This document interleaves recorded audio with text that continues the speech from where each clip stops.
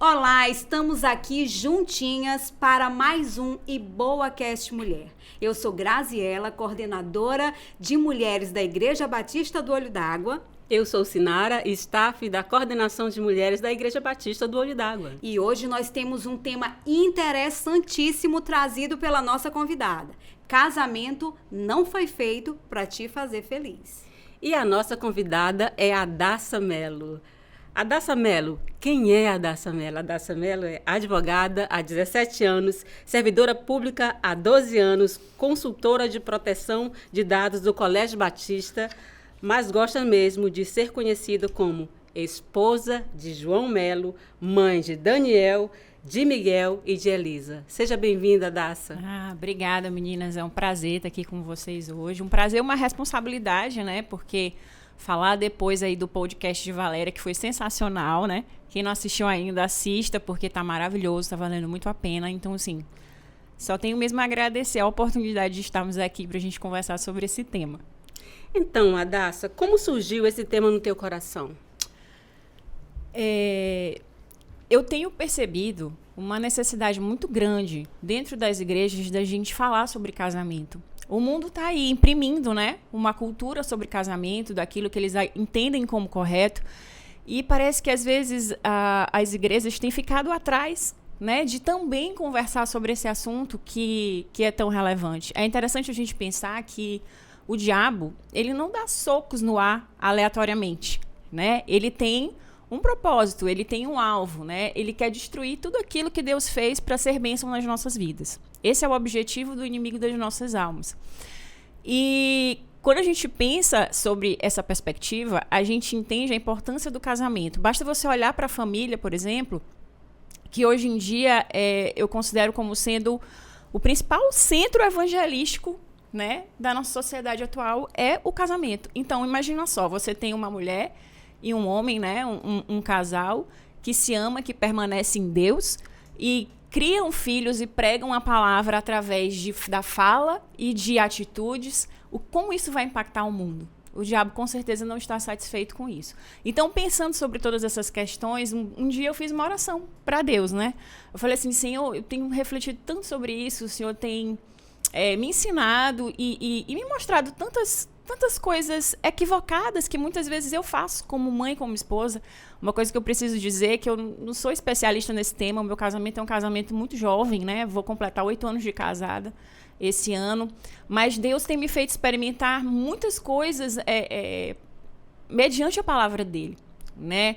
Mas eu compreendo que muita coisa ainda há em mim para melhorar, né? Então, tudo que a gente for conversar aqui, com certeza tem que começar primeiro em mim. Né? Não é dizendo assim, nossa, como eu já sou uma esposa perfeita e aprendam de mim. De forma alguma. Se tem alguém que precisa melhorar como esposa, com certeza sou eu. Sempre tem, a cada dia. Né? E eu orando sobre isso com o Senhor, eu falei, Senhor, um dia eu gostaria de ter a oportunidade de falar sobre isso para mulheres, de conversar sobre a importância de nós vivermos o Evangelho de Cristo dentro do casamento. E nesse mesmo dia que eu fiz essa oração, isso foi muito impactante para mim.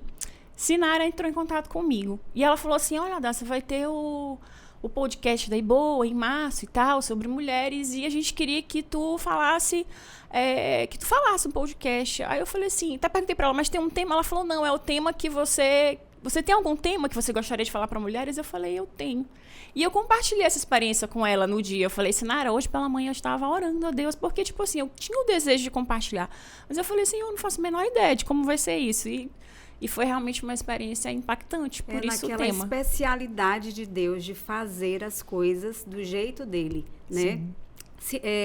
Daça, tu disseste, meu casamento é muito recente, 8 anos. Mas como você pensava sobre o casamento antes e como você pensa sobre o casamento agora? Então, assim, eu tenho uma história com casamento que começou desde muito cedo. Porque eu sempre desejei casar. Casar sempre foi um sonho do meu coração, né? Quando eu tinha 15 anos, a minha mãe chegou para mim e falou assim, Daça, vamos organizar a sua festa de 15 anos. Aí, naquela época, tinha aqueles vestidões, né? Se dançava valsa e tal. As meninas da minha sala, da minha época, da minha sala, todas faziam festas. E eu falei assim pra minha mãe, mãe, eu não tenho desejo de fazer uma festa de 15 anos. Olha só, sabe o que a senhora faz? A senhora economiza pra minha festa de casamento. porque eu quero casar. E no dia que eu casar, eu quero um festão. Né? Isso foi a resposta que eu dei para minha mãe na época. Só que o tempo foi passando, né? Eu fiz 15, fiz 20, fiz 25, fiz 30 e não casei. E as pessoas à minha volta, né, os meus amigos casaram, né? Geralmente cristãos casam cedo, né? Casam mais cedo. E aí eu fiquei naquela, poxa, eu não casei. E esse anseio por casar acabou virando um ídolo no meu coração, né? E eu entendo que quando nós somos filhas de Deus e nós buscamos a Deus de verdade, ali nós buscamos a Deus com profundidade, nós podemos até construir equivocadamente ídolos no nosso coração. Mas Deus vem e vai sempre destruir aquele ídolo, sabe? E foi exatamente o que Deus fez comigo, né? Naquele tempo ali, perto dos 30 anos, eu estava numa ansiedade, numa coisa... Só pensava em casamento, né? Respirava casamento. Tudo que eu queria era casar. E Deus veio ali naquele tempo e realmente quebrou esse ídolo no meu coração, realmente me moeu. Eu lembro que em 2014, no começo de 2014, eu fiz uma oração para Deus. Eu falei, Senhor, eu não posso viver a vida esperando ser feliz, né? Quando eu for casar. Eu preciso ser feliz e completa em Ti agora, né? E eu preciso experimentar isso. Eu falei, então, ainda que eu não case, eu quero ser feliz no Senhor. Foi a oração que eu fiz para Deus naquele tempo. E Deus realmente, ali naquele ano, Ele me moeu, né? Ele trabalhou no meu coração, Ele realmente retirou. E eu passei um ano muito tranquilo. E no final de 2014, quem foi que eu conheci, Brasil? João Melo, gente. João Melo. Conheci João Melo. O cara, né, chegou ali no finalzinho ali do propósito na verdade, de Deus fazer com que você olhasse para Ele de uma forma diferente, né? E aí, o que eu fico vendo, né? Eu fico vendo que, às vezes, a nossa própria cultura cristã imprime muito na mulher essa necessidade que tem que casar, tem que casar. Casamento é bênção, gente. Casamento é a bênção de Deus. Mas a gente precisa casar no tempo de Deus e com a visão correta. Eu acho que um grande problema é você casar romantizando o casamento. O primeiro passo para você falhar no casamento, e se você é solteiro, eu te diria isso, eu te diria em primeiro lugar, né? O Senhor cuida de você. Então, Ele se importa com cada detalhe da sua vida. Né? E com certeza Ele tem um propósito de família para você.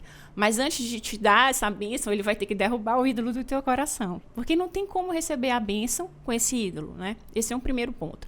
O segundo ponto, talvez Deus precise quebrar essa ideia de romantizar o casamento também, né? Que foi o que aconteceu comigo, né?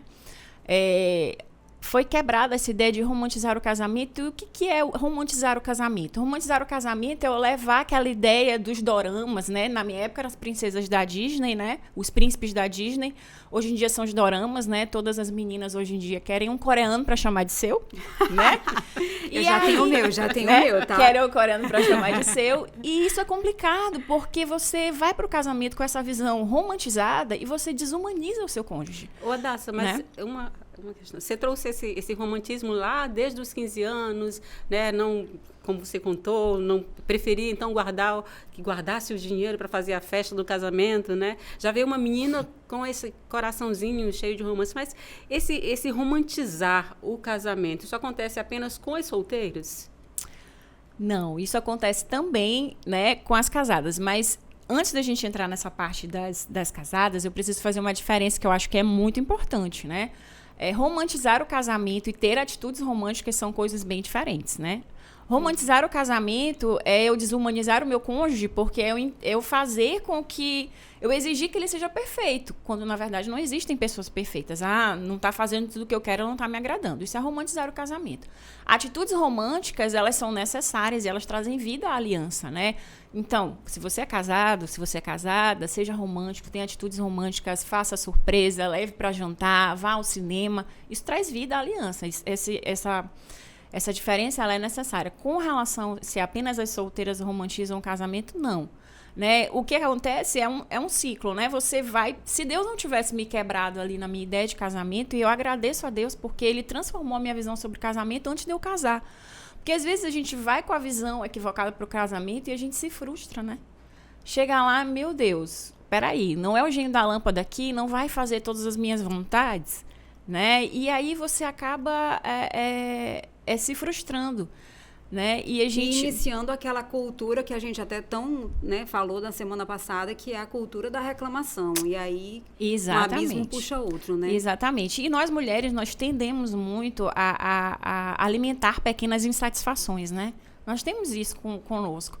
E aí nós vamos alimentando e uma insatisfação vai gerando outra, que vai gerando outra. Ah, ele não tirou o lixo. Ah, ele também não lavou a louça. Ah, ele também não me ajuda a cuidar das crianças. E aí você vai, uma coisa vai puxando a outra e quando você vê aquilo, coisas pequenas, né, se tornaram gigantescas, né? Você, em vez de alimentar o seu coração com aquilo que é puro, aquilo que é verdadeiro, como diz a Bíblia, você se enche de raiz de amargura. E aí eu trago aqui Hebreus fala assim pra gente, nós devemos viver em paz com todos e que não haja nenhuma raiz de amargura no nosso coração. Mas a gente é capaz de viver com raiz de amargura no nosso coração com relação ao nosso marido, gente, ao nosso cônjuge, né? E aí a gente fala assim, mas eu que vou ter paz com ele? Ele que trate de ser agradável, ele que trate de ser amoroso, ele que trate de prestar atenção em mim. Eu não vou, e vai ter briga mesmo, né? Como eu já ouvi muitas vezes isso, eu falo, não, esse caminho não está certo, né? A gente precisa partir e querer a paz, né? Para que o casamento ali se desenvolva. Então, isso parte muito dessa ideia romantizada do casamento. Se eu vou para o casamento com essa ideia, eu tendo, infelizmente, a falhar no meu casamento, porque eu acabo não recebendo daquilo que Deus tem para mim, né? Tiago vai falar para a gente de onde é que vem as contendas, né, que militam na vossa carne. Vem dos próprios desejos. Então, nós queremos assim, é do meu jeito, se não for do meu jeito, não está feito. E isso acaba sendo um problema. Nossa, a gente te ouve falar e aí não imagina que estamos diante de uma mulher que está há 8 anos casada. Eu acho que, na verdade, esse tempo que você levou até chegar ali, né, com o João e aí montar a sua família com as crianças, esse tempo foi um tempo em que Deus te preparou para ver o casamento de outra forma. De amadurecimento. Te amadureceu muito, né? Às vezes a gente julga o tempo tarde demais, mas Deus leva muito tempo para fazer o nosso de repente. Aí de repente surge mas o marido. Se vocês forem falar família, com o João, né? Ele vai dizer para vocês que ainda tem muita coisa para amadurecer. Sempre tem. Sempre tem. Há de eterno até a eternidade. Há de eterno, é sempre assim. Mas, Hadassa, nessa perspectiva e nesse olhar do casamento, né, e levando aqui, buscando o que eu acho que para as nossas telespectadoras e telespectadores, né, porque os homens estão assistindo o nosso IboaCast Mulher, a gente, né, eles têm falado sobre isso. Mas, nessa perspectiva, o que é felicidade? Depende de que perspectiva a gente vê, né? Se a gente vê sobre a perspectiva cristã, né? E o que é o cristão? É um pequeno Cristo, né? Se eu sou um pequeno Cristo, eu preciso imitar o meu Senhor. E o que fazia Jesus feliz? Fazer a vontade do Pai. Essa era a felicidade, né, de Jesus, fazer a vontade do Pai. Então, a nossa alegria consiste em fazer a vontade do Pai, consiste em desfrutar a presença dele. Mas para o mundo que nos rodeia, a felicidade é algo completamente diferente. A felicidade é faça aquilo que o seu coração mandar. E quando a gente vai para a Bíblia, não existe nada mais enganoso que o coração, né? Então, quando eu sou guiado pelas minhas emoções, estou fazendo aquilo que meu coração está mandando, né? As pessoas costumam dizer assim, não reprima o seu verdadeiro eu, né? Eu ouço muito esse jargão, né?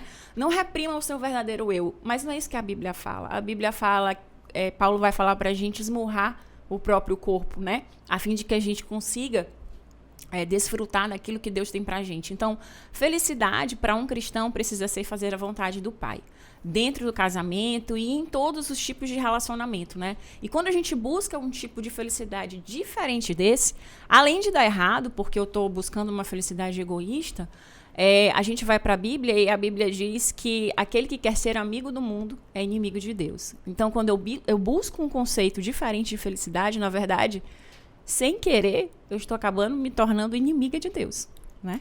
Muito bem. Hadassa, então, se o casamento não foi feito para me fazer feliz, qual então o objetivo do casamento? Então, o casamento ele foi feito para nos fazer felizes. Foi feito para nos fazer felizes dentro de uma perspectiva bíblica. Ele não foi feito para nos fazer felizes no sentido egoísta da palavra, né? Porque hoje a gente tem uma geração muito imediatista. Se não for prontamente atendida, tudo é descartável. E é por isso que a gente vê que o número de divórcios tem aumentado muito. Inclusive, o mundo traz uma facilidade muito grande, né? Você vai no cartório... recentemente eu vi alguém comemorando que... Nossa, fui ao cartório, no mesmo dia já saí divorciado, né? Já saí de lá com o divórcio. Então, assim, a gente vê como as coisas estão equivocadas, né? E o casamento, o propósito dele é nos fazer felizes também, nos fazer felizes sobre uma perspectiva bíblica, mas, sobretudo, eu diria que o casamento é uma grande via de santificação nas nossas vidas.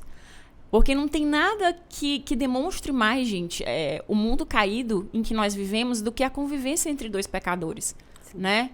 O casamento, ele é feito de um relacionamento diário, íntimo, muito íntimo, não tem nada mais íntimo que casamento, entre dois pecadores. Dois imperfeitos, dois né? Seres humanos imperfeitos, falhos, que estão ali dispostos a se amar, mas que só vão sobreviver e experimentar as verdadeiras bênçãos de Deus se Deus for o centro.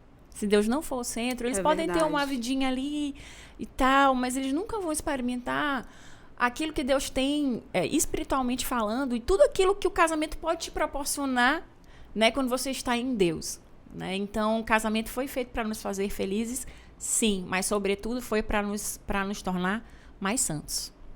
Perfeito. Agora, tem uma coisa que geralmente eu que atendo mulheres e lido com mulheres, né, diariamente, muitas vezes buscando a realização na carreira, e quando você vai ali, trabalha e olha para dentro daquela mulher, você descobre que muitas coisas estão atreladas, enraizadas na relação, inclusive com o seu cônjuge, né, a insatisfação dentro do casamento. Eu queria que tu trouxesse o teu olhar da seguinte forma: o até que a morte nos separe. É um caminho, um entendimento que pode nos conduzir à negligência no casamento? Aquela coisa a sensação de uma falsa segurança? Na verdade, assim, esse até que a morte nos separe, ele, para o mundo que está ao nosso redor, não quer dizer nada, né? A gente já até falou sobre isso, né, na pergunta anterior, que a facilitação do divórcio hoje está muito grande, né? Então, eu acredito que para quem não seja um cristão, esse até que a morte nos separe é só uma frase. Não tem nenhum poder maior. Para nós que somos cristãs, deve ter um peso maior, né? Para nós, tanto homens quanto mulheres, porque é uma aliança que nós fazemos entre homens, mas nós também fazemos com Deus. Mas eu penso que se eu sou um pequeno Cristo, como eu já falei, e eu sigo o meu Senhor, e eu quero imitar o meu Senhor, eu não posso usar algo tão precioso, né, que é o peso dessa aliança, para subjugar o meu cônjuge. De forma alguma, né? Não, já que ele não pode se separar de mim, então eu vou tratá-lo de qualquer jeito. Isso aí é um pecado, né, contra Deus. E é um pecado contra Deus e revela que cristianismo aí não há, né, nesse raciocínio. Mas é engraçado que há um tempo atrás, eu ainda não era casada, eu estava numa roda de mulheres, né? Faz muitos anos isso. E uma jovem casada naquela época pediu um conselho para uma senhora mais velha sobre o casamento dela. O casamento dela, ela não estava se sentindo valorizada pelo marido e ela queria uma orientação, e ela recorreu àquela senhora mais velha, que, diga-se de passagem, era uma senhora cristã, né, também casada, e a orientação da senhora cristã para ela foi: dê um gelo no seu marido. Dê um gelo no seu marido que ele vai logo se tocar que alguma coisa está errada, né? E eu não era casada, mas eu fiquei pensando assim: gente, isso não pode dar certo. Porque, veja bem, a Bíblia fala pra gente não deixar o sol se pôr sobre a nossa ira, né? E nós, muitas vezes, por orgulho, deixamos o sol se pôr sobre a nossa ira, né? E então, aquela moça que estava magoada, que estava machucada, deveria ter conversado com o marido e dialogado com ele, né? Falado com sabedoria, né? Com ele sobre a situação. Além disso, a orientação da moça mais velha, da mulher mais velha, foi no sentido de que ela negligenciasse também o sexo. Tipo, olha, ele não está merecendo, então negligencie também o sexo, né? E lá em Efésios a gente lê que não é permitido a nós que somos casadas e aos homens também negligenciarem o sexo. O sexo é uma parte importantíssima da aliança do casamento. O casamento vive só de sexo? Não, com certeza não. Mas ele é um pilar que não pode faltar. Não pode faltar. Então, quando eu ouço uma mulher dizer que ela vai castigar o marido com o sexo, eu fico pensando, o sexo ele não pode ser usado como moeda de troca. Em tempo algum, você está chateada? Converse com seu marido. Mas não use sexo como moeda de troca. Não coloque ele para dormir no sofá. Isso não vai resolver o problema. Só vai aumentar a indiferença, né? E só vai gerar uma bola de neve. Eu não sei o que aconteceu com aquela moça.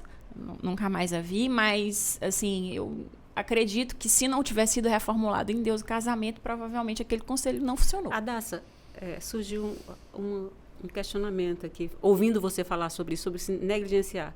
Mas o oposto pode acontecer também. Usar o sexo também, né, para obter vantagens, né? Agora eu faço sexo, amanhã não faço e farei se precisar de alguma coisa. Com manipulação também dentro do casamento. Você consegue ver essa situação também dentro de... O sexo, na verdade, gente, ele precisa ser feito pelos cônjuges como uma legitimação da aliança que se tem, né? Quanto mais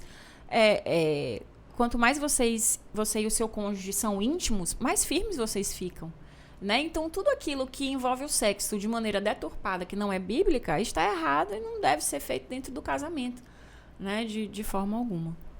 Eu estava lembrando aqui, você falando da situação esse exemplo dessa moça, enfim, eu estava lembrando aqui que a gente vê muitos casamentos nessa condição de negligenciar, e muitas vezes aí vem também as questões que não é a nossa pauta aqui hoje, mas que a gente pode trazer, a questão do relacionamento abusivo, a questão, né, negligenciando o que a aliança nos diz, o que a palavra nos orienta de como nós devemos proceder numa relação né, conjugal, na nossa vida conjugal, e gerando realmente abismos no dia a dia, e na segurança de que a gente já está casado mesmo, a gente não vai se separar porque somos cristãos, né?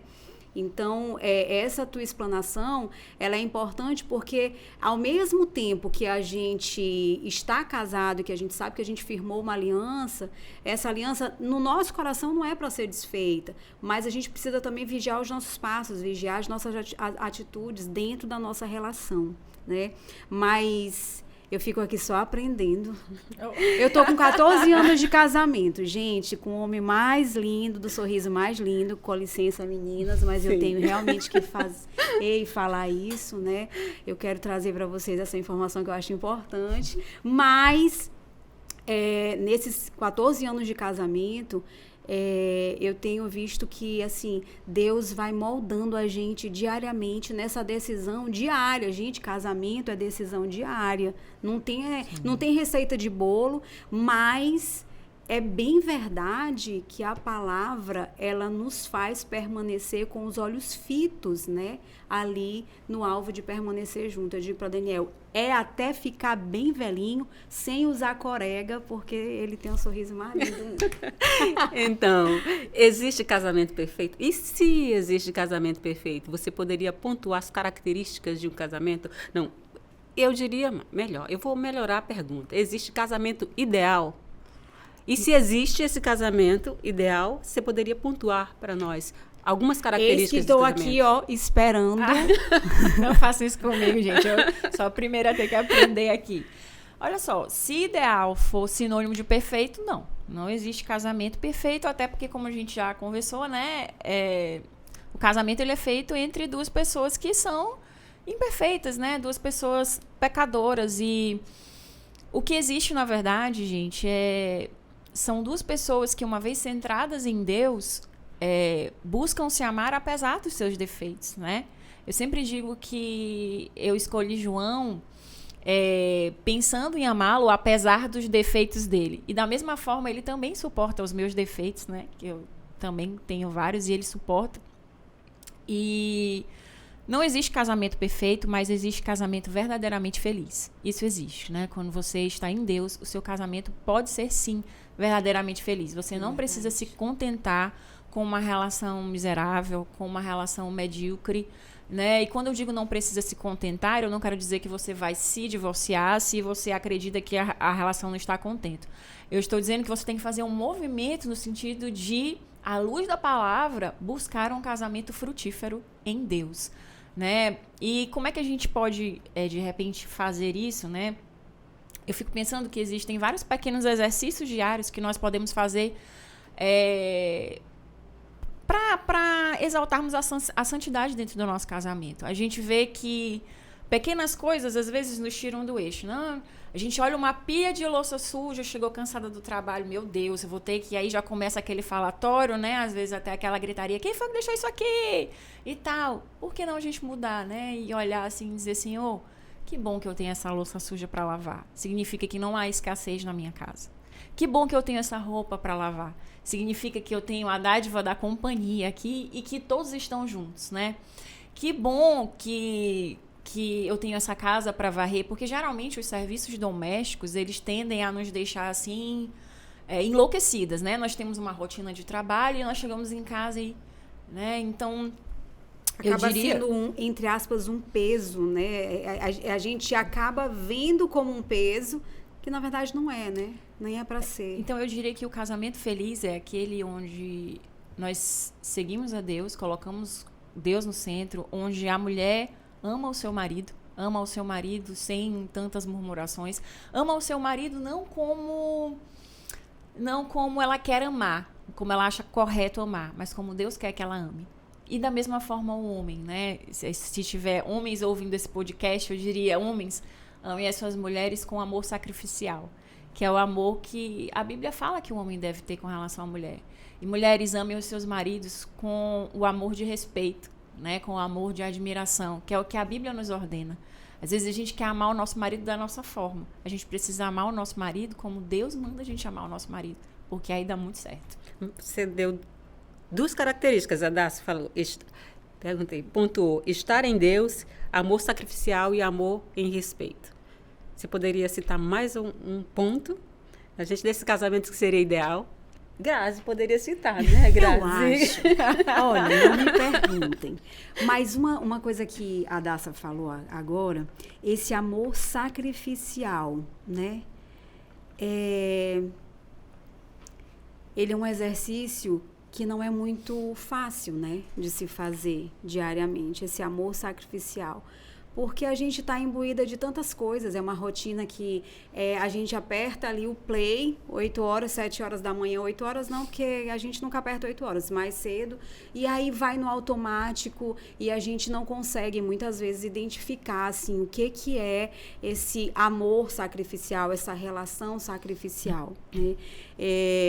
Eu sou de uma geração em que, na verdade, eu fui criada com a seguinte frase: teu marido é teu emprego, né? Então, o meu olhar durante muito tempo para o casamento, até porque eu sou fruto de um casamento disfuncional, meu olhar de casamento era um olhar de que era meio que utópico, viver feliz, né? Ter um casamento ideal. Eu meio que não pensava sobre isso. E hoje eu falo e testemunho sobre o que Deus mudou em mim, na minha mente, para que eu conseguisse receber o casamento e constituir uma família, a família que eu tenho hoje. Mas me dá um exemplo assim prático, principalmente para quem está em casa e às vezes quem não tem o hábito de ler, de se alimentar ali das escrituras. O que seria esse amor sacrificial, assim, no teu ponto de vista?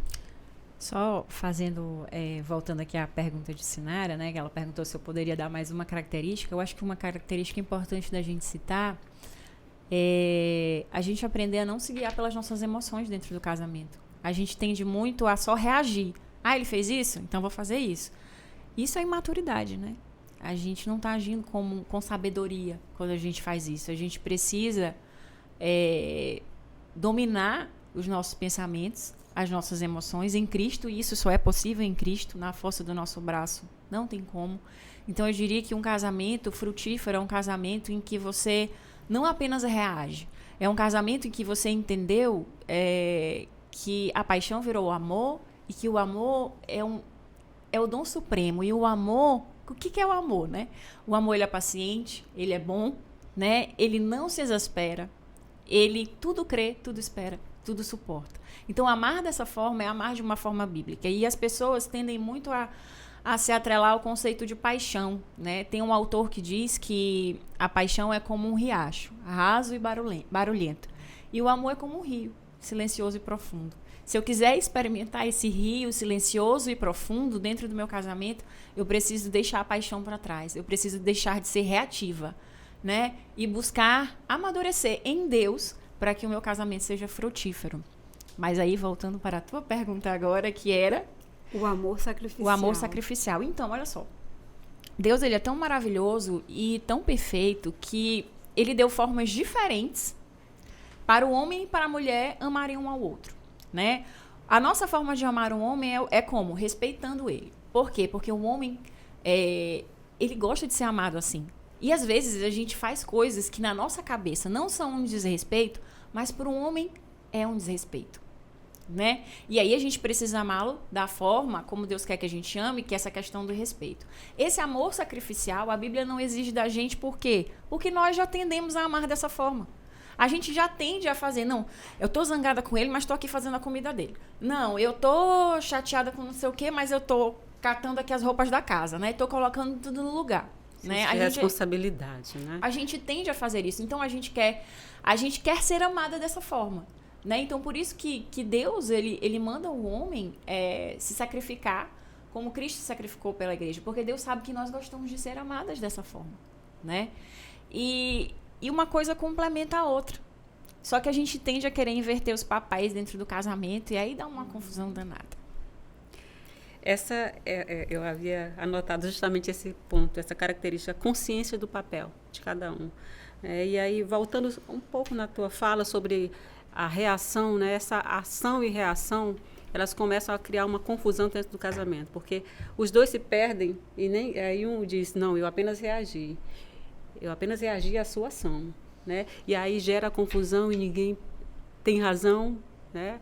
E todos têm razão, e aí a paciência acaba e o casamento termina indo para esse caminho da negligência depois de um tempo passado.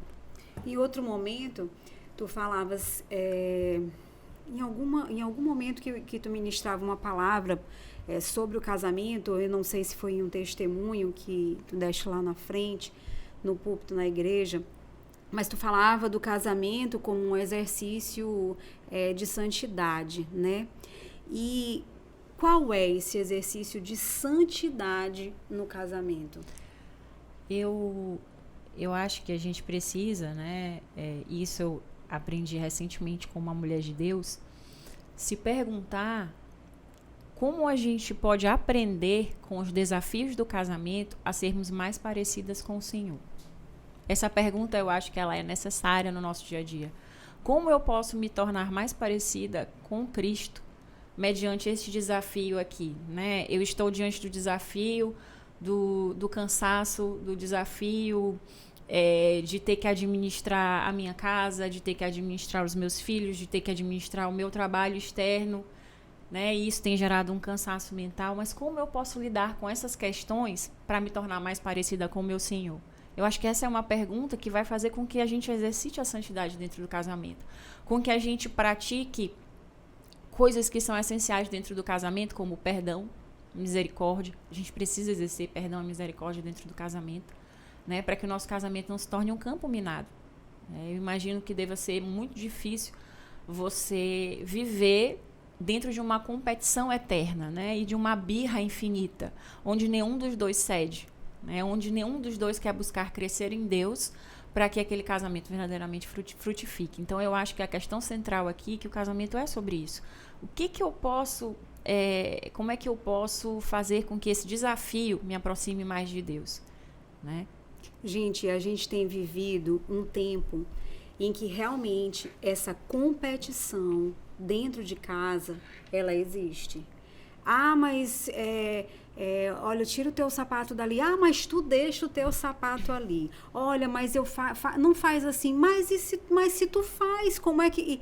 Assim, a gente tem vivido e a gente tem sido muito bombardeado, né, por tudo aquilo que a gente consome, né? Eu li uma frase que diz assim... os seus dedos teclam do que o coração tá cheio, né? E o que chega pra gente pra dentro do coração, a gente vai, e assim, quando a gente vê, a gente já tá ali com essa competição e com essa discussão e com os questionamentos em casa e mais motivados por aquilo que a gente consome muitas vezes, né? Até mesmo fora de casa. Às vezes nem sai de casa porque a gente consome nas redes sociais. Verdade. Essa santidade eu vejo que é muito difícil da gente praticar se a gente for olhar numa perspectiva de mundo, exatamente por conta desse bombardeio.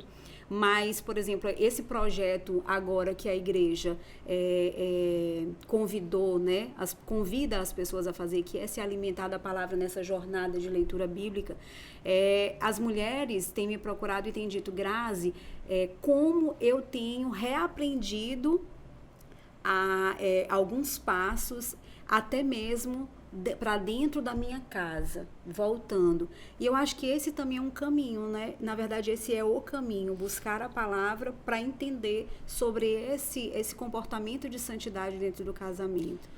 Daniel ama esses programas, Daniel tá amando esses programas de podcast, porque ele disse que eu vou sair daqui...